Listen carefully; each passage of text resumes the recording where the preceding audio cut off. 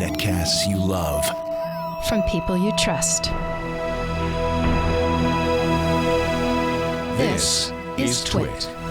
Bandwidth for This Week in YouTube is provided by Cashfly at CACHEFLY.com.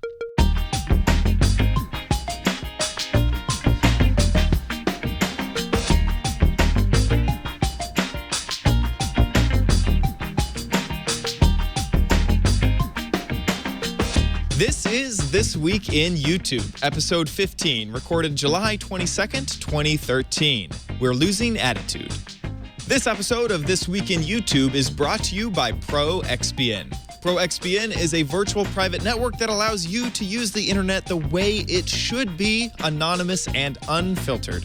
For 20% off your new account, go to proxpn.com/twit and use the offer code TWIYT. Hello and welcome to This Week in YouTube. I'm Chad Johnson, but as we always have every single week, the wonderful, the talented, the great Lamar Wilson is here. Oh, hello. I'm just drinking water with my pinky up. I'm sorry. I didn't mean to interrupt you. I'm being very British right now because of the baby. Yeah. Because of the what? The baby. Oh, yes, the baby. Yes, the royal baby. That's funny. Cheerio. Everyone is so excited about I do not care. I was on the phone with my mother, and she goes, "Oh, and it's a boy." And I was like, that could have freaked you out in multiple ways. I was like, what? What are we talking about? And then she was like, the baby is a boy. And I was like, is someone in my family pregnant that I didn't know? Yeah. Why? Like, there's no context. And so there needs, what's the reason that I don't have context? This is definitely something I should have known. It just turns out I'm just not up on pop culture. So, yes, the royal baby is a boy. I'm glad to know that we're being British today. I didn't prepare. Well, no, it's fine. Okay. Because I'm over it now. Right. I'm like a true American. Right. Perfect. Well, yes. how have you been? How's it going down in LA? Everything's pretty good. Everybody abandoned me last week because of Comic-Con, and I didn't get on it for last year. You got to do it like a year in advance to book everything. And I had just moved here last year. Matter of fact, this week will mark my 1 year anniversary here in LA. Oh, wow. I think this Friday is when I drove in was my 1 year. So that is kind of cool. It's been a lot of reflection of good and bad and how I've been here in LA and working with YouTube and all of that. But yeah, it's kind of nice. Again, it was kind of a boring weekend because all of my friends were down in San Diego for the Comic-Con, and I was up here crying by myself. I have a question. How do you think that moving down to LA really helped? Oh yeah. And as far as being part of that YouTube community, being connected with things, even having things that didn't work out for me, I never would have had those experiences had I not been here. I think at my level, what I'm trying to do is critical to be around people who do what I do, especially at my age, because there's, when I was in Chicago, there was no one except Wheezy Waiter, who's a YouTuber, who was doing what I was doing. He was always busy. So it really wasn't anybody to connect with. And, you can only Skype so much. Yeah. Yeah, there's having somebody come and hang out my house and we eat pizza or we just have dinner. We talk about our jobs. And there's a huge difference. This is why if people are really trying to get into an industry or into YouTube, meeting someone face to face, there's a connection that happens that's really hard to explain. But once you've actually met someone in person, I can trust you more. I mean, not just me, but it just seems like everyone can trust each other more. I really think that that's a huge benefit. Oh, yeah. I mean, it's huge. There's some YouTubers who I've known for a few years, but it wasn't until I was here.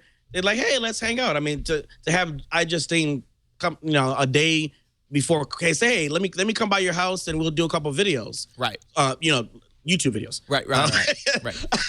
And you live in a studio apartment, so yes, the camera was in the bedroom, but yeah, exactly. I mean, but there's no getting around that joke. Right. But it's nice, and just those opportunities. We text or I text other YouTubers, say, hey, what you doing? Are you going to this? You want to do this weekend? So being here, my 1 year reflection is definitely worth it.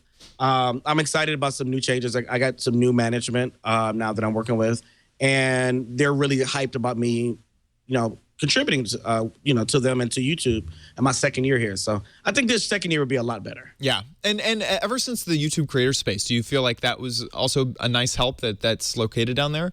I think it's good that it's here. It hasn't, for the kind of videos I've been doing, there's been no need for me to be there, but I'm trying to find a way to work with them. But yeah, it's nice. And I've been there for several events, and I couldn't see any other city to have that in, because this is the YouTube hub. Yeah. At least in the States. And there's one in London and one somewhere else. But yeah, it's awesome having that here. Absolutely. Yeah. Cool.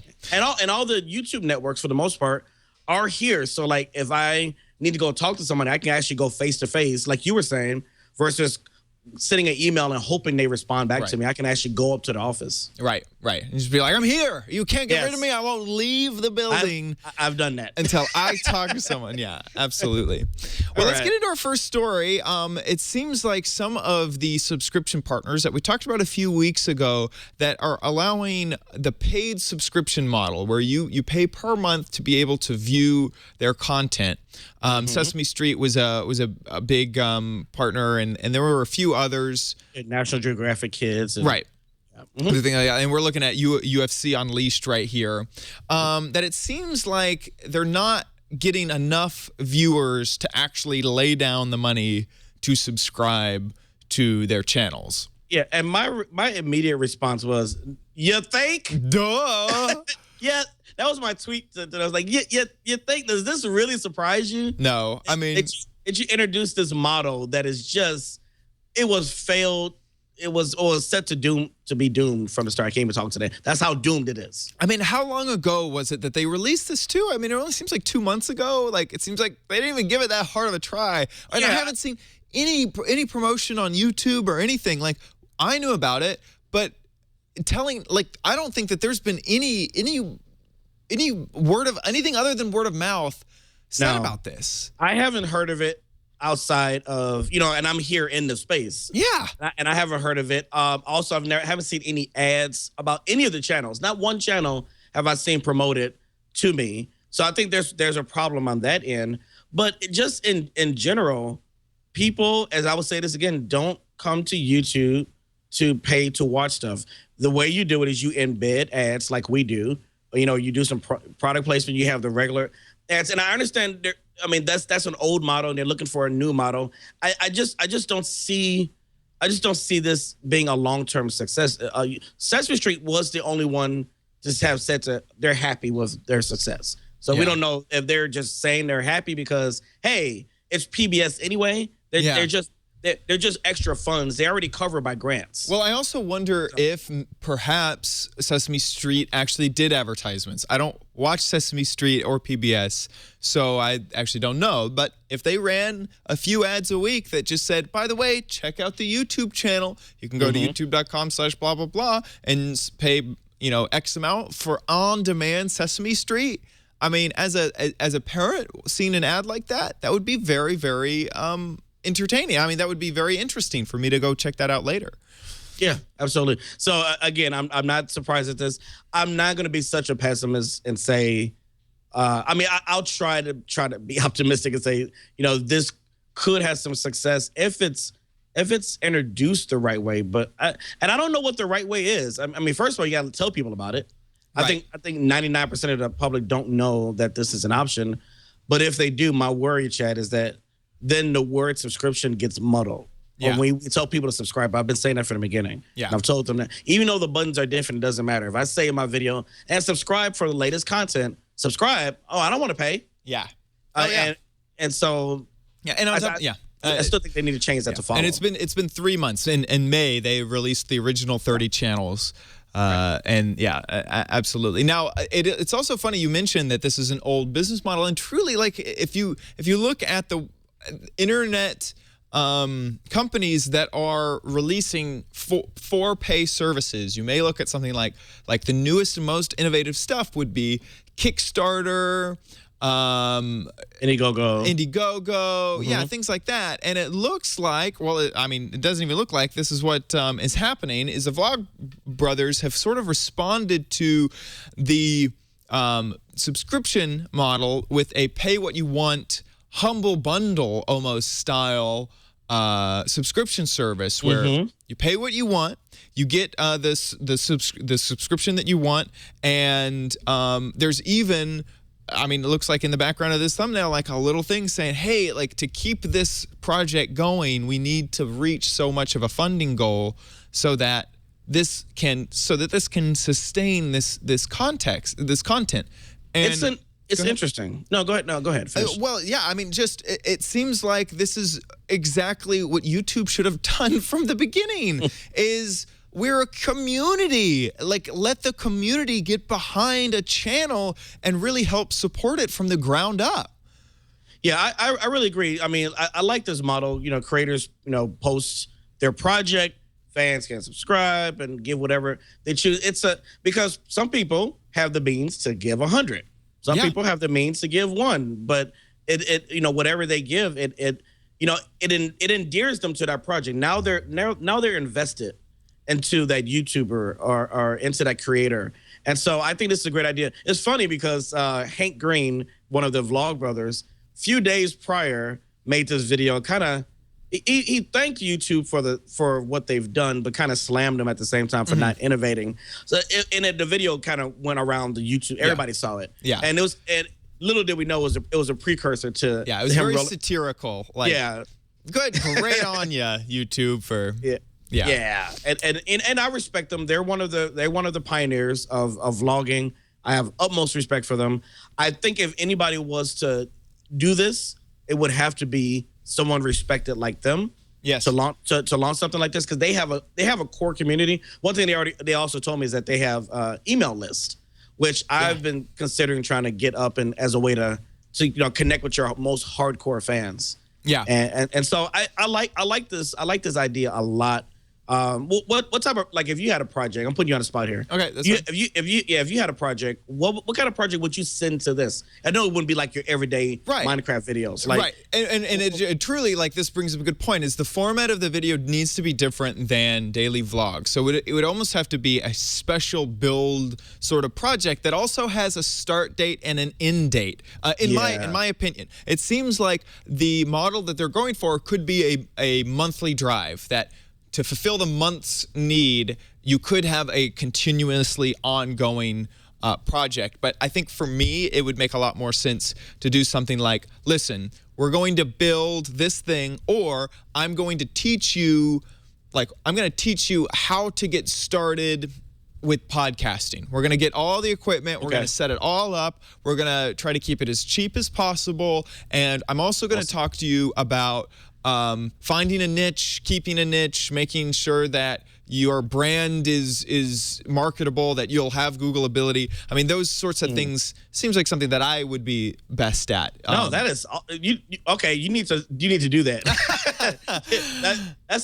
I'm being serious, because I don't know. I get a lot of messages, and you may too, from this show. Yeah. About how do we get started in podcasting? And it's not my specialty, because I don't have to do any of the back end things. Even on my last podcast, my friend did all the back end, and I was just the pretty face. Right. So, like I am here. Well, no, now you are actually, but I think you should.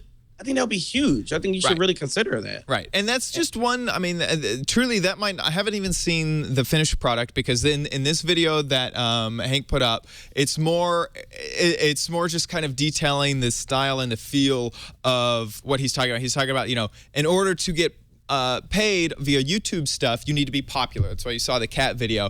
And that sometimes there's content that cannot be sustained based off of view counts alone. There is stuff that people want and will pay for, which is what YouTube was aiming for. Right. But this context of pay what you want, pay what you can, and even an option for absolutely free, if you can't pay for it, here's the content. Please share and maybe try to get someone else to pay for it.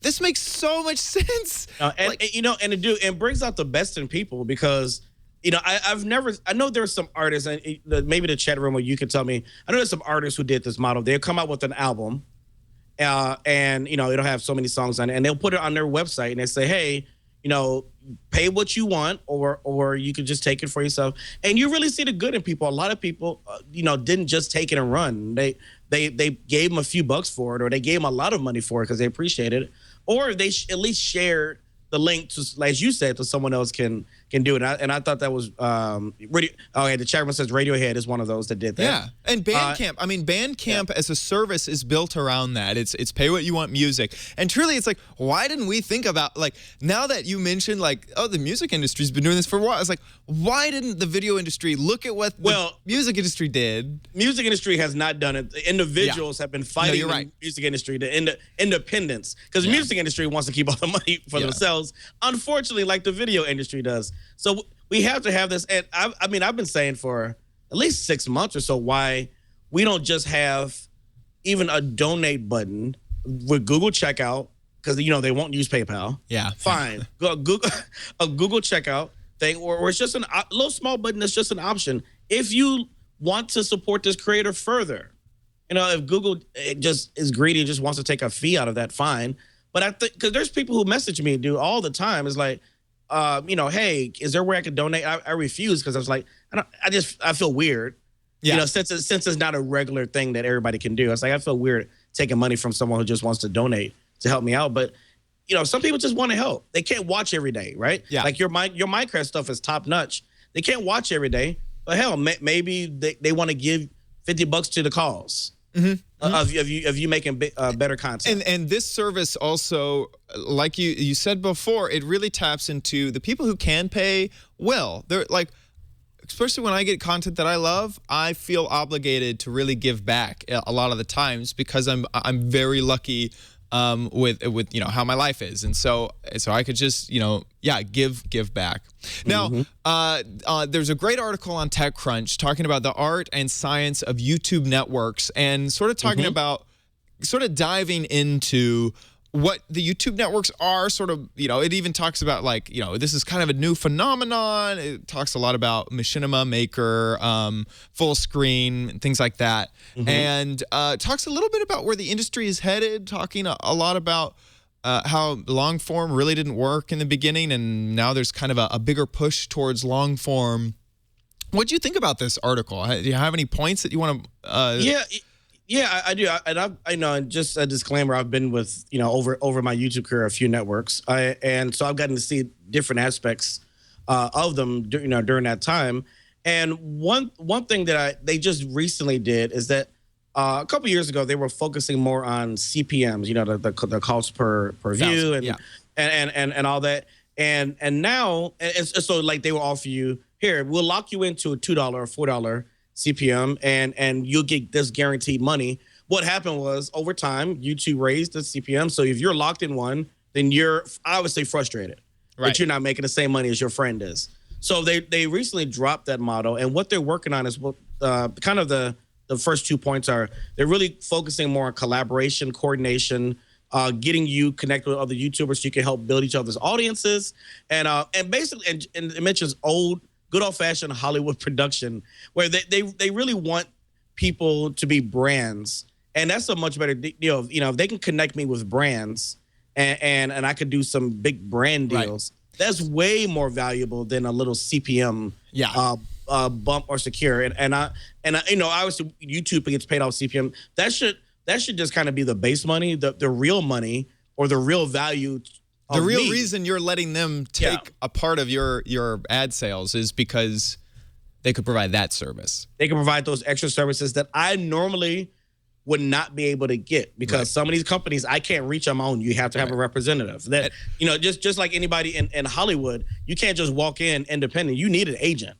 An agent has to make that call. It's very, very rare that you can just walk in on your own. So you have to be prepared to invest, basically give up that 10% or whatever it is, and you get a lot more opportunities given to you if you do. And I just wanted to briefly touch on, if you are unsure what we're talking about with networks, what a network does is when you join YouTube, you're just really joining YouTube. You can just post videos. Once you get to a certain amount of views or revenue, you either a network will come to you, or you could go to a network and ask to join their network. When you join that network, what happens is they take over your AdSense account. So the way that you get paid from YouTube via their ad platform, they take that over. And and just to jump in real quick, typically, because they take over the ads, they can offer higher CPMs or just a higher paying ads because they're specializing in certain verticals and things like that. So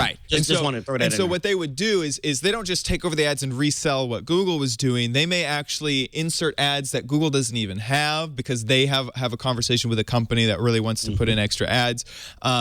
They like Machinima specializes in video games, so they focus on that market. So companies like, Razer, well, let me not use any companies just because I don't know, who has anything with what, and I don't want to act like I do. But another game style company would go to them before they really go to Google, because they want to specifically target that market, and there's a chance that they could sell higher priced ads than Google can. So what is it in there for the network? Well, the network takes a percentage of your ads, or there's very different. This is all based off of contracts, and there's no one God contract that anyone uses. So all of this can be changed. And then they offer services, and what from taking some of your money as a network, the services that they offer are maybe collaborations. What you were saying was introductions to other companies, that sort of thing. So and one of the biggest things is mentioned in an article about verticals.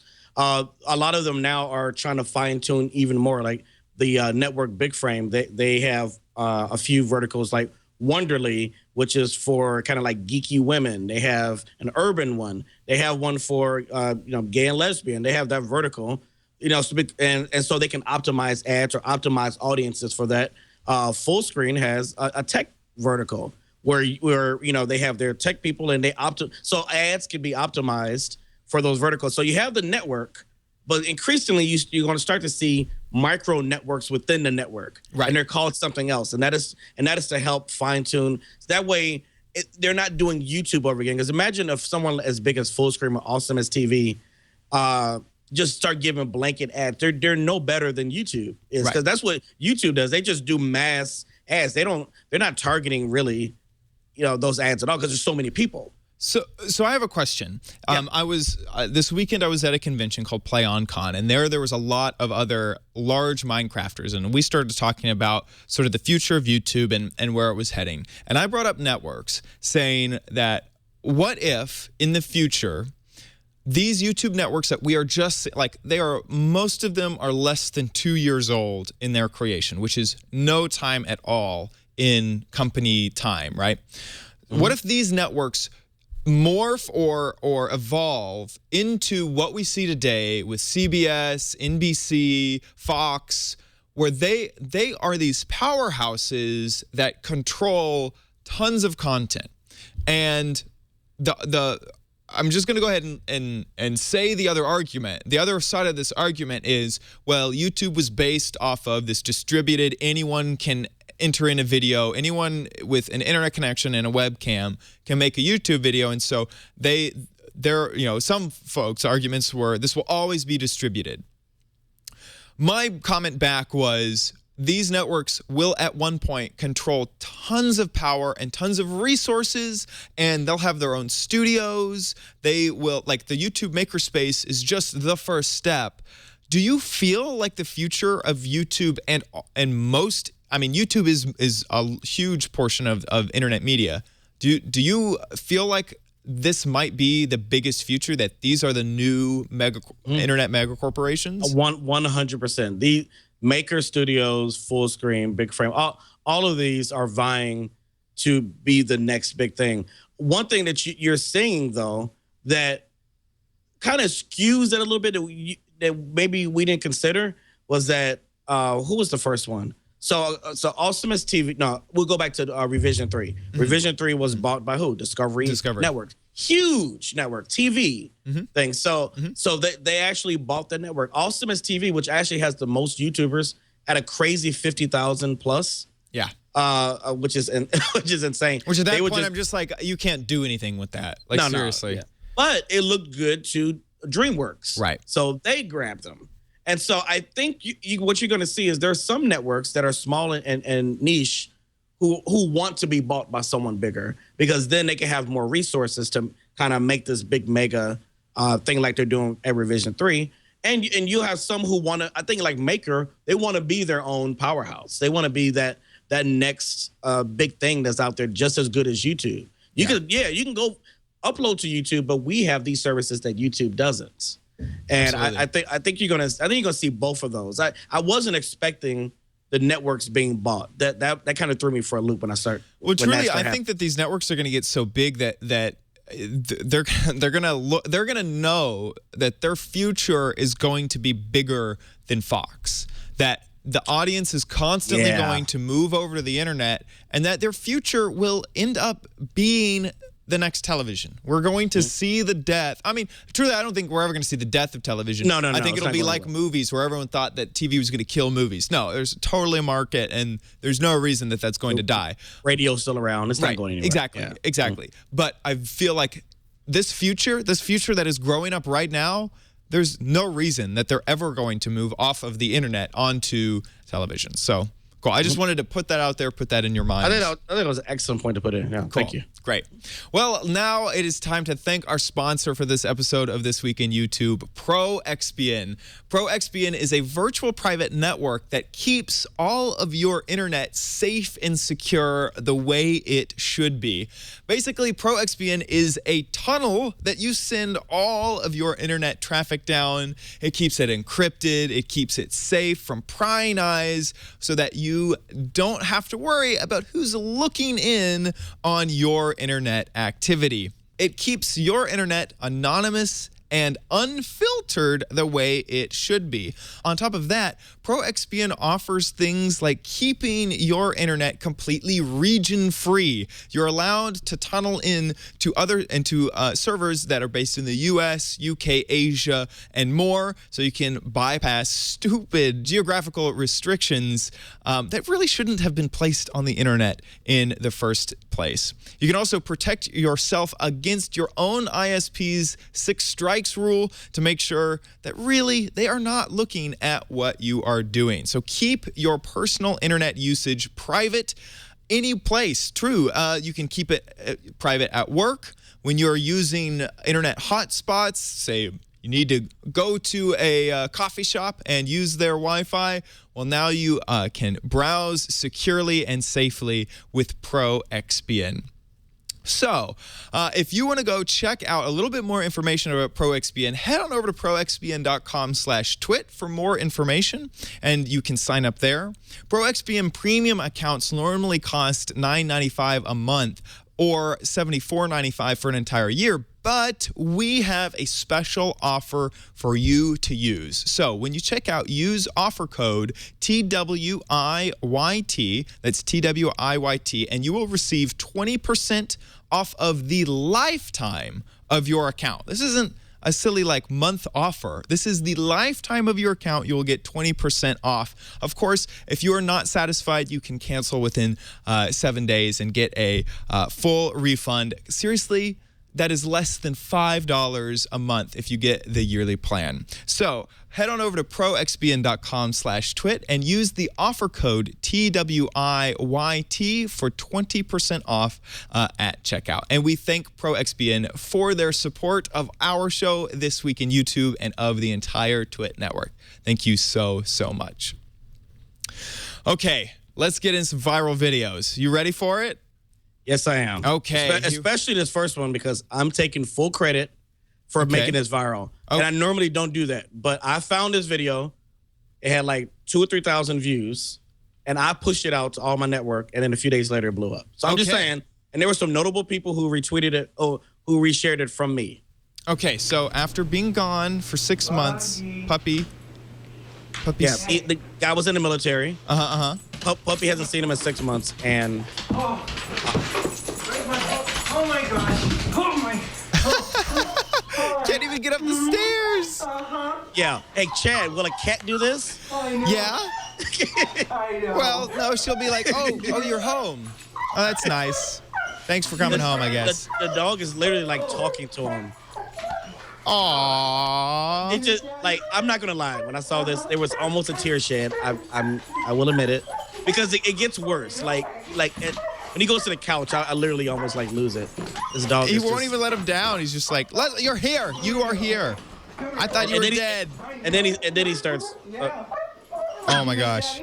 See, I don't know. I'm like, See, that dog's look at- gonna go pee everywhere because he's so excited. Like, I don't know if this is a good idea. He's literally just saying, "I'm so glad you're home. Do you know what this woman has done to me for 6 months? Where have you been?"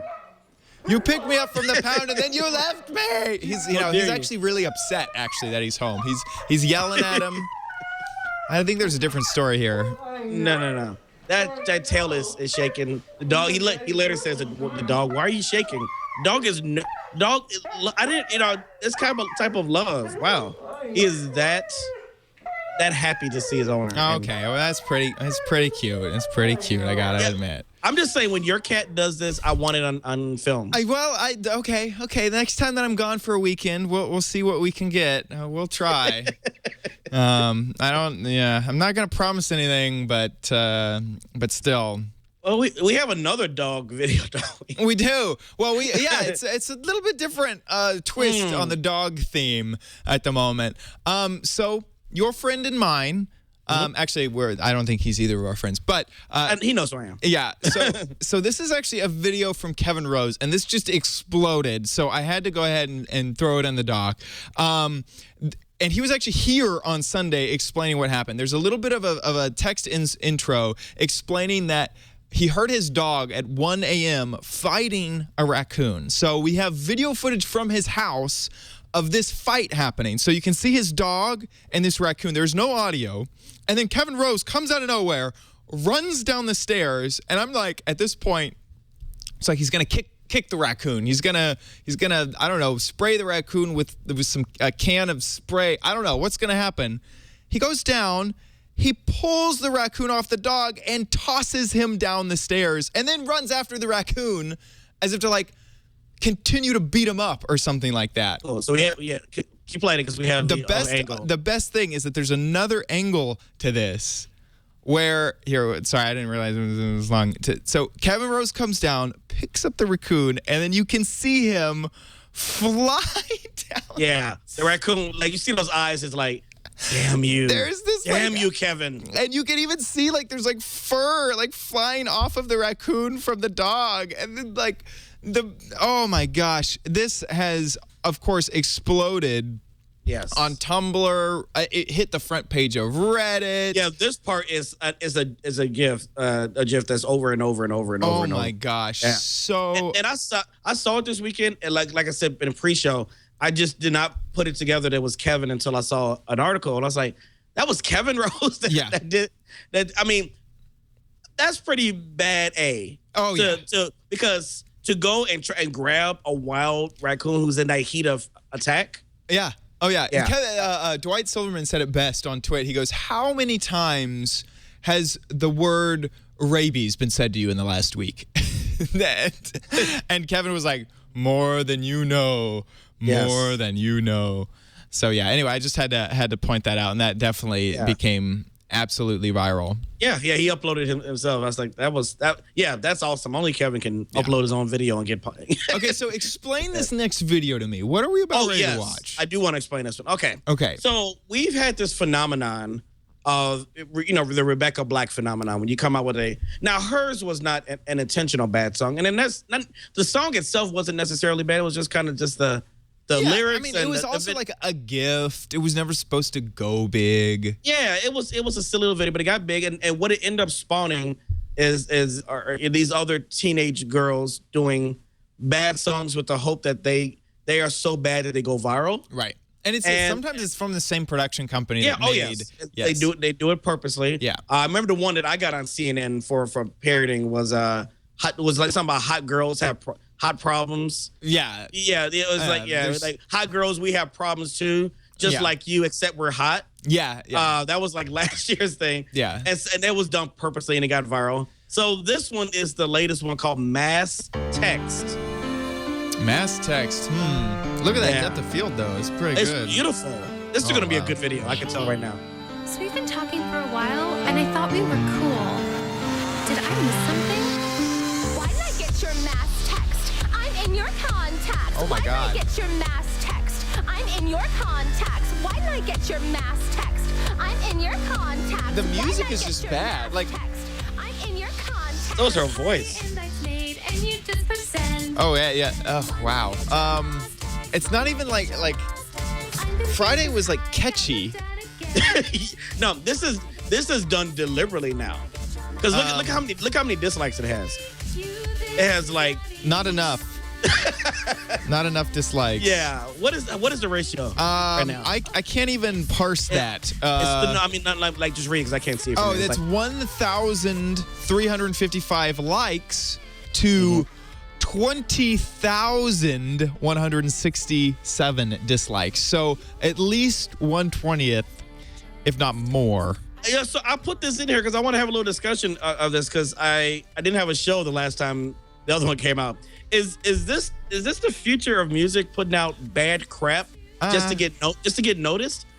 I think it's the future of viral video grabs because we would see these viral videos that would try to go viral, and they would always have like the previous big viral videos stuff in them. Like when Charlie Bit My Finger, you'd see like two British kids doing something, or with Chocolate Rain, it was like, let's sing. Well, I guess there has been a thread throughout all the viral videos of some sort of music.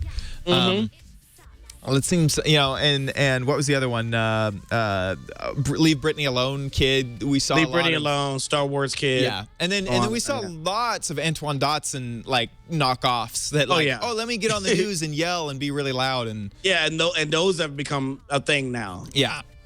So I just think that this is another copycat in a line of copycats. But I don't know. I mean, you know what this made me think, dude? It just popped in my head. You have the production studio Asylum, right? Right. The ones who make the Sharknado. Oh yes. Yeah. Okay. And they purposely make bad movies. They make them so bad that they're good. Yeah, no, it's the movie that you expect that when you're drunk at a friend's party and everyone's like, well, what should we watch? And no one wants to watch anything serious because everyone's going to talk over the movie anyway.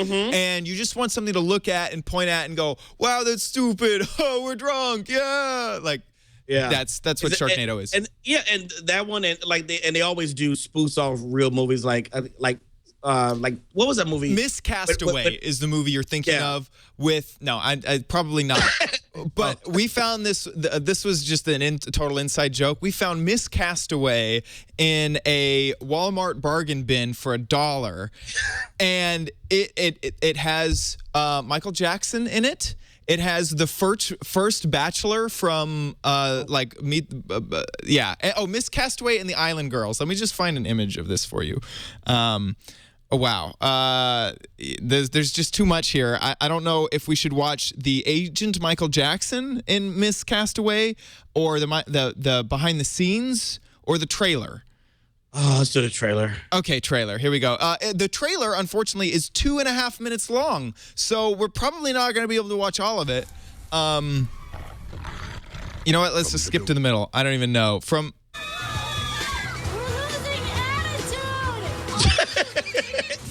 Attitude. Castaways on a deserted island. Hello? No, I'm sorry. You have the wrong number. No. Yeah, so anyway, as the comedic timing and length of this video was definitely way off. Anyway, you were going to say something about so I completely took that and derailed it. It's fine. I was thinking of that movie where the world ended because of like an ice age came. I forgot what it was called. It was the legit movie, but like Asylum made one, called Ice something. It was a knockoff of it. But that's what they specialize in. They make the knockoffs, and like they're bad, but they're good. And the thing is, I have friends who are in the bad ones. Yeah. I enjoy watching them. That's a good point. Is maybe there is a market for bad knockoffs of other viral videos. Yeah. So going back to YouTube, there may be a thing here. Yeah. I like it. We should. So I hope someone does a bad knockoff of this show. Yes, called This Week in Daily Motion, and it'll have some guy with blue hair, and This Week in MySpace video. Right, exactly. That'll be great. How dare they? It'll be a black guy with red hair and a white guy with black hair. Yes, absolutely. Awesome. And there'll be anyway, I've beaten that joke to death. Okay. Do you have a tip for us this week, sir? I was thinking of our conversation earlier about networks and representation, and it really made me realize that a lot of us who came on YouTube, and but even you back in the day, didn't come on with the expectation of, hey, this is going to be my job, this is going to be a business, but it's starting to, and look, what better job to have than something that you love or a hobby? Yeah. I mean, so no one should fault you for wanting to make a living off. If you can make a living off it, do it. As long as you're not selling out, as long as you're, pushing products that you believe in. There's always, if with any commercial venture, there's always taste. Any company can fall into the trope of not having good taste and overcharging or something. Right. You pick the right things. So, coming into YouTube now, I would say any company or anybody who wants to do it, you almost have to think about the business side. I mean, it's because YouTube is not designed for you to broadcast yourself anymore. That's why they took that out of the logo. It really is becoming a different model. So, as we get into this business side, it's really important that unless you're business savvy yourself, to look at some other representation. You do not have to join a network till you need to, but get a mentor, get somebody who understands, or an agent on the other side who understands this business lingo, who kind of wade you through this process, because it's scary if you don't have anybody to help you. I choose, to have network representation because of where I'm trying to go, and where our goals are kind of aligned, or they're very aligned actually with what I'm trying to do. So, they're, paying a fee is not a big deal, because the hope is I make more than that fee. Well, I would never see the fee. Right.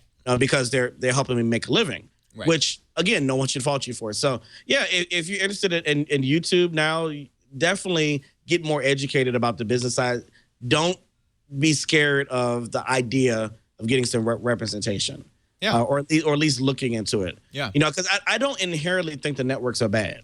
Right. I think people have bad deals because they jumped in too soon. And they didn't research, like you're saying. They didn't research. I think some people don't challenge the contract, because the first contract is always going to be a bad one. So you have to negotiate. Like, no, I want this, and you usually get what you want if they see your potential. So just get some people to help you with it. But it's becoming a business. We can't escape it. It is what it is. It is not like 2007. We kind of have to get over that. And I think we'd be better for it if we just educate ourselves a little bit better. So that's my tip of the week. Perfect. Love it. So Chad. Yeah. What are you working on? So, I beat you. No, see, I don't want to talk back to back.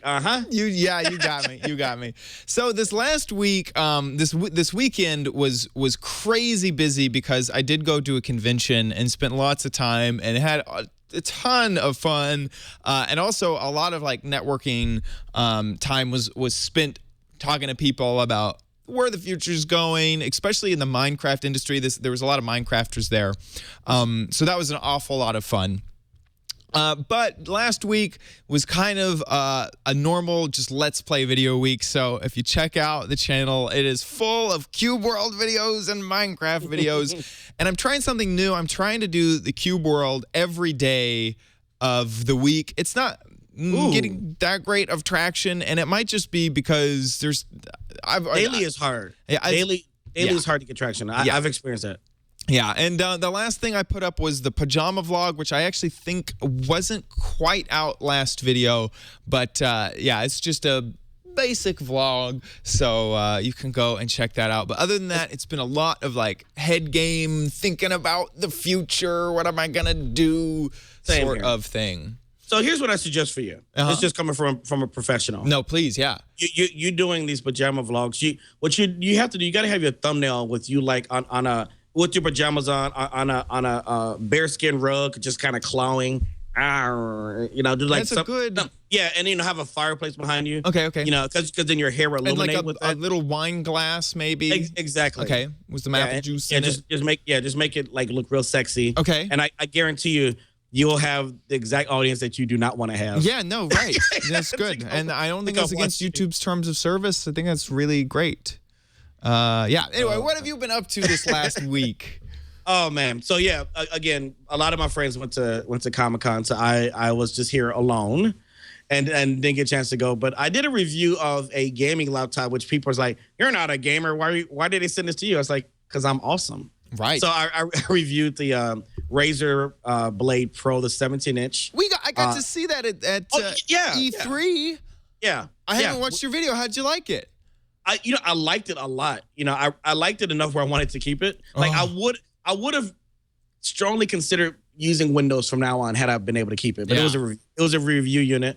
It was really awesome. It was really smooth. I played a few games on it. I love that the trackpad they have on the right side. It's like an LED screen. Oh wow. They have on it. So it's the box fun. even looks cool. Yeah, the box is cool. Everything was cool. Now, I gotta say, they're great people. Because what happened is I did have to send it back. Yeah. But they were like, I did a Instagram of me crying, holding the box, saying I have to send it back. So they emailed me and said, "Oh, we felt so bad for you. We're gonna send you a keyboard and some headphones or something like that." So that was nice because they're they can't afford to let me keep a $2,400 laptop. Yeah, I know. Nor would I have. I would have felt bad. So that happened this weekend and this week. What I tried today was a regular video combined with a vlog style while I'm outside. And I did this before where I start a video in one location and then I'm progressively completing the video in different locations. And then like I kind of jump cut is you're like more inside. yeah, every single jump cut I'm in a different. No, it's not that crazy. Okay. Yeah, but yeah, I got out the house. The audience has been saying get out the house, so I did that, and people like it so far. It's doing pretty well today. It was actually about what tech motivates you. And mine was I use tech to motivate me to work out because otherwise I will not do it. So I talked about the Connect. I talked about workout videos on YouTube, and like there's an app on my Galaxy S4 for like tracking your walking, stuff like that. So it turned out to be a really good video. I want to do more of that. I'm sitting here deciding whether this week I'm going to do Monday, Wednesday, Friday, but I'm deciding whether daily has a future for me anymore because I think what's happening, you might see this with your daily videos, that I'm working harder, but not necessarily working smarter. Yeah. And it might be better to let the videos breathe, have a day to breathe in between to let more people see them. I think what happens with daily videos is that you do the video, it's a good video, but you do another one so quickly that it gets pushed away and then enough people don't see it. Right. And there's also kind of I don't want to really spam every single social account I have with a video every single day. And you get burnt out so much faster. Yep, I mean, I'm finding that like it is very difficult to keep up.